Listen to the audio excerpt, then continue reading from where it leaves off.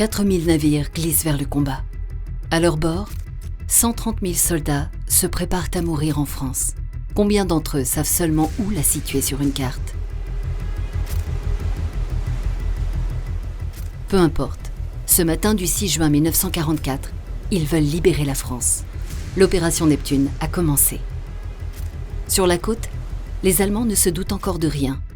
Trop confiants dans la supériorité du Reich, endormis par les manœuvres de diversion alliées, amputés de leur radar par les frappes aériennes des semaines précédentes, les soldats de la Wehrmacht ne voient pas ce qui se trame au large. On entend des bruits de moteur à l'est du Cotentin. Nos radars sont hors d'usage, mais il semble qu'il y ait une force importante.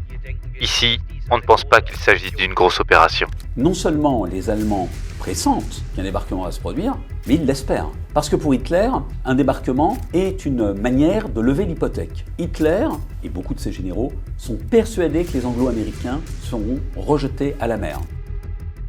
La voie ouverte par des dragueurs de mines, la flotte monumentale du débarquement reste invisible aux Allemands. Au même moment, dans les terres, une armée de l'ombre passe aussi sous les radars. En action depuis la veille, la résistance prépare l'arrivée des Alliés. Nous étions en train de mener une opération de sabotage des communications allemandes. Peu de temps avant l'arrivée prévue des parachutistes anglais, nous avons entrepris de déterrer et scier méthodiquement les câbles de communication. Mais c'est dans le ciel normand que s'ouvre le premier acte du débarquement. Peu après minuit, une myriade de parachutistes anglais et américains sont largués silencieusement sur le sol normand. Le débarquement du 6 juin 1944 va être scandé par un certain nombre de phases. Dans une première phase, vous allez avoir des opérations aéroportées qui vont mettre en jeu, dans la nuit du 5 au 6 juin, à la fois des Américains, 92e et 101e division aéroportées, c'est-à-dire des troupes qui sont transportées par des planeurs, remorqués par des DC-3. Ces opérations aéroportées ont plusieurs finalités. C'est de détruire des batteries qui menacent le corps expéditionnaire et notamment la batterie de Merville. D'autre part, les troupes aéroportées doivent s'emparer d'un certain nombre d'ouvrages d'art et notamment des ponts. Je venais de me mettre au lit quand le premier avion est passé. Je me suis précipité dans la cour et je l'ai vu. 10 minutes après, il y en avait des centaines. Des milliers de parachutistes atterrissaient. Une nuit d'espoir qui commence pourtant à sentir la mort. Des centaines de paras ne verront jamais l'aube du jour le plus long. À 5h50, ce jour se lève sur Omaha Beach. Pour réduire la défense allemande, les bombardements déchirent le ciel, labourent le sol. L'artillerie navale prend le relais. L'orchestration est bonne, mais pas le tempo. Lorsque les premières barges se mettent à l'eau, la défense allemande est intacte. Les hommes font cap sur l'enfer. Déjà fatigués par la mer, les Américains avancent sans protection. Face à eux, 7 km de plage massivement piégée et 12 000 soldats allemands aguerris. Je m'arrête dans l'eau et me colle contre 2 soldats accroupis à ma droite. Les balles ricochent tout autour sans m'atteindre. Quand les 2 gars s'affalent, ils sont touchés. Leurs corps sont directement emportés par les flots. L'endroit n'est pas très sain, donc je décide de ramper vers la gauche. Il faut escalader des corps, contourner des carcasses de chars et dégager des équipements éparpillés. Mon Dieu, il faut que je traverse cette satanée plage. Je m'élance avec 39 hommes. Je m'arrête sous la mitraille, je m'allonge et je compte ce qui reste. Nous ne sommes déjà plus que 13. La défense allemande est si intense que des milliers de soldats se trouvent rapidement cloués sur place. Sur cet enfer de sable, d'acier, de bombes et de sang, ils sont abattus, impuissants. À plus de 6000 km de chez eux, 19 boys de la même petite ville de Bedford, Virginie, sont fauchés en moins de 10 minutes sur ce petit bout de France. Ils n'avaient jamais vu d'Allemands. En moins de 15 minutes, nos pertes sont énormes. J'essaye de compter mes hommes allongés autour de moi. Nous ne sommes plus que 13 sur 188. Il n'y a plus un officier. Les balles ricochent autour de nous. Il n'y a pas la moindre protection, le moindre abri, sauf les corps des copains déjà tués. C'était mon baptême du feu. Et j'étais dans un état second. Je n'avais plus peur de mourir. C'était terrible parce que j'avais conscience que c'était un véritable assassinat que je commettais. Je voyais nettement leur visage se crisper quand je les touchais. Mais c'était la règle. Si je ne tire pas, ils me tuent. Mais les Américains s'accrochent à la plage. À son arrivée sur Omaha, le colonel Taylor prend la mesure du désastre. Il y a 2 sortes de gens qui vont rester sur cette plage. Ceux qui sont morts et ceux qui vont mourir. Alors fichons le camp d'ici.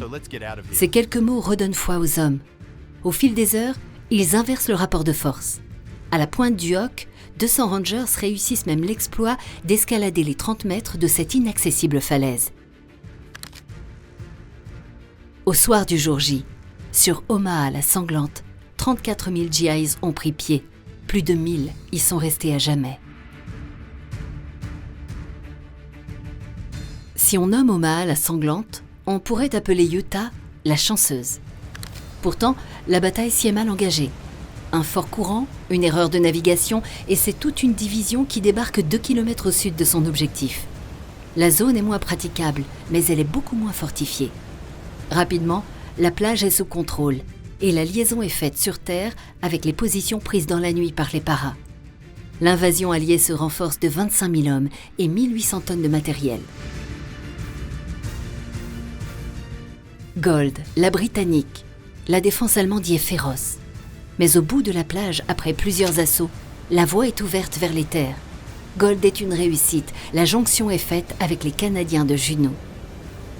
Juneau n'est pas loin de Caen. La mission des soldats canadiens est de prendre son aérodrome. Mais ici, on joue de malchance. L'assaut est retardé d'1 quart d'heure. La mer remonte. Ma chère Jeannette, mon amour, à cette heure-là, cette nuit, tu dois dormir là-bas à Québec. Presque un tiers des embarcations coulent en percutant des mines. Autant d'hommes déjà perdus. Ceux qui débarquent, ceux qui survivent, se tassent sur les plages bloquées par les murs et les fossés de la défense allemande.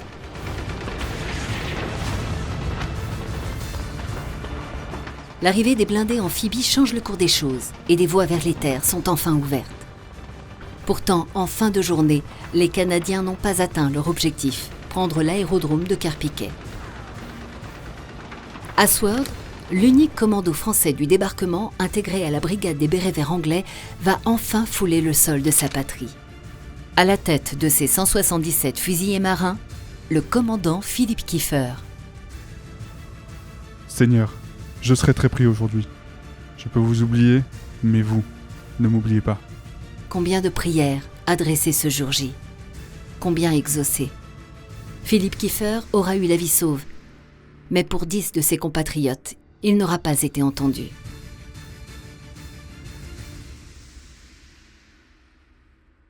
Malgré tout, la mission se poursuit. Il faut libérer Rivabella, renforcer les paras qui attendent à Bénouville et Ranville.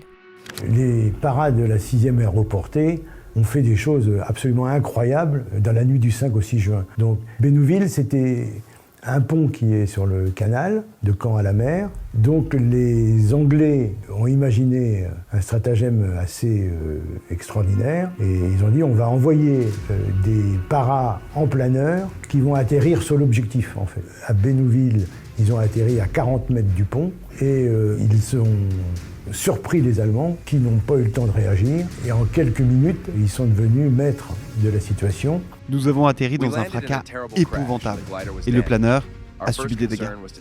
Notre premier souci, c'était de prendre le bunker à côté du pont. C'était capital, car le bouton de commande du système de destruction s'y trouvait. Notre mission, c'était également de prendre le pont intact, mais surtout de le garder intact. Nous avons donc mis le bunker hors de combat en y jetant des grenades. Près d'une demi-heure après, les troupes parachutées sont arrivées.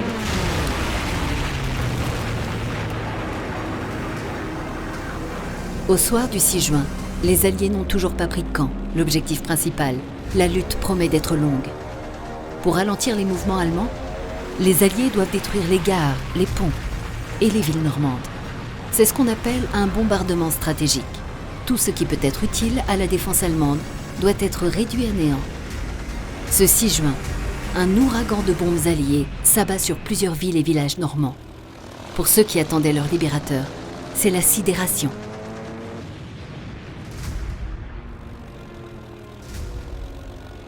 Parti d'Angleterre en mission sur son Spitfire de la Royal Air Force, Denis Boudard, engagé dans les forces françaises libres, voit au loin sa ville se consumer. Au-dessus de la Manche, à près de 70 km de la côte, je vois devant moi un trait noir sur l'horizon. Je devine une énorme colonne de fumée. Plus j'approche, plus c'est une évidence. Caen, ma ville que j'ai quittée en 1941 pour rejoindre Londres, la ville que j'ai survolée intacte ce matin, ma ville, brûle. Ils volent sur la droite et arrosent tout le centre. La nuit suivante, ils reviennent. Cette fois, les bombes tombent vraiment pas très loin. On ressent la déflagration. On décide alors de partir, de quitter Caen. Un puissant vombrissement de forteresse volante a soudain retenti. Le cœur vibrant, on a couru à nos fenêtres ou dans la rue pour admirer les magnifiques escadres. On s'est tous dit, enfin les voilà. Les forteresses volaient assez bas, en groupe compact. Quelques secondes seulement se sont écoulées et d'un seul coup, un sifflement strident s'est fait entendre, dont l'intensité ne cessait d'amplifier. Et tout le monde a compris que la mort était sur nous. Caen, Saint-Lô, Lisieux, Vire, Condé-sur-Noireau, Avranches, la liste est longue de ces villes broyées sous les bombes. Vous allez avoir 130 000 hommes qui vont débarquer au soir du 6 juin 1944. Ces troupes anglo-américaines et canadiennes débarquent et elles se heurtent à un feu nourri. Et donc ce mur de l'Atlantique, il est très loin d'être anéanti, il est même très loin d'être ébréché. En revanche, il est clair que cette pluie de bombes qui s'abat, elle a sonné les défenseurs allemands. Au soir du 6 juin, la vie de 3000 paisibles Normands avait été prise pour libérer la France, autant que le nombre de soldats morts sur les plages du débarquement. Mais pour les Alliés, le plus dur reste encore à faire, car ce jour J, aux allures de fin du monde, n'est que le début de l'opération Overlord.